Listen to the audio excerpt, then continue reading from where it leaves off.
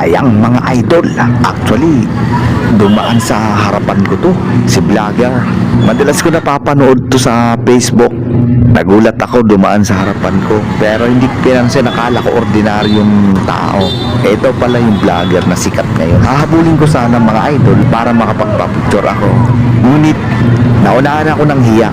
Ito yung vlogger na nagko-content sa Facebook. Hi, miss! Mami, kayo nakikita ko sa TikTok. Ano mo ako? Yes po. O ito pag 500 cash ha. Ito ang question ko. Anong huling sinabi ni Rizal bago siya mamatay? For 500? Oh no! Aray ko, bi? Aray ko, bi? So anyway, nandito tayo sa Divisoria. Mamimili tayo ng tuyo. So tara, puntahan natin ang tuyuan. Then mga idol, July 1 ngayon mga idol, araw ng Tuesday 2025. Alright, sobrang nakakapanghinayang lang mga idol dahil isa sa mga idol mo sa social media ay malapitan mo na sanang makakamayan or makakapagpa-picture ka sana. Kaya lang mga idol ay sobrang bagal ko lang talaga. dito makakabili ng tuyo mga idol. Sari-saring tuyo ang makikita mo dito. Merong dili, sapsap at danggit. At pinakadabis dito ang pinuntahan ko ay ang pusit. Yan, favorite ko yan mga idol. Wow, dilis. Sarap to ah. Isa sa binili natin mga idol ang dilis. Ayan.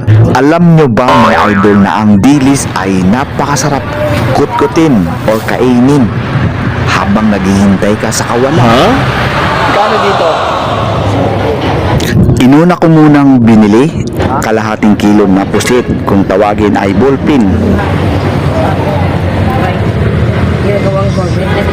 Pag natakam kayong mga idol ay maaari po kayong bumili sa akin or i-comment nyo lang at bibiling ko kung ano ang order nyo at ilang kilo pa ay dadalhin ko sa bahay nyo. Ano nga to? Karong pera mo ito? 75. 75. 120. Yan.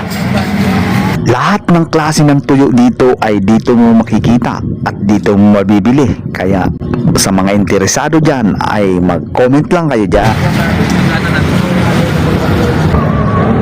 Dali naman dyan, 1 point pa. Ang kaibahan lang dito mga idol ay hindi pwedeng bumili ng 1/4. So kailangan kalahating kilo ang minimum.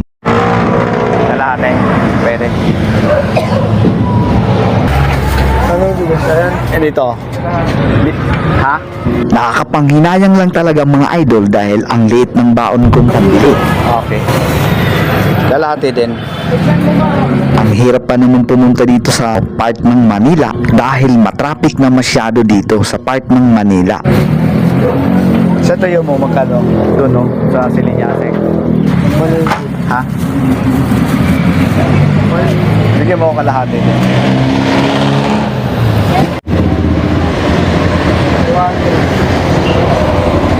Talaga namang dinarayo ito ng iba't ibang lugar dahil sa sobrang quality ng mga bilihin dito. At dito rin mga idol binabagsak ang mga nanggagaling ng probinsya tulad ng Luzon, Visayas, Mindanao ay ito talaga ang bagsakan nila. Lapahita.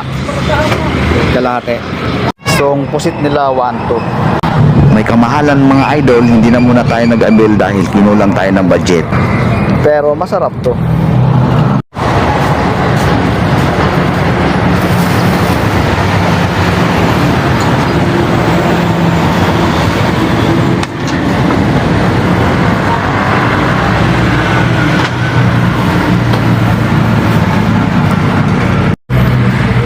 Meron na tayong puset, kalahating kilo.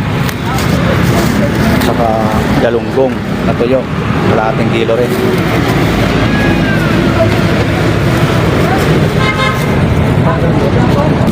At kalahating dilis dito. Doon na lang tayo sa ano. Umorder na rin tayo kalahati ng salinas na tuyo. At syempre, kalahating kilo ng labahita.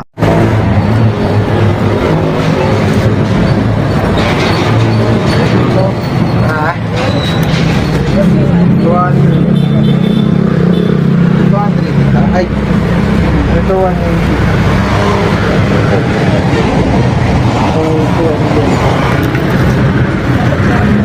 Bakit 180 ko? Maliit.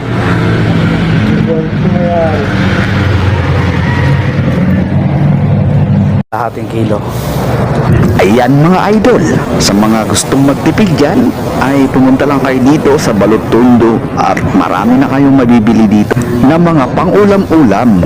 Lalo na kung budgeted lang ang hawak ng pera.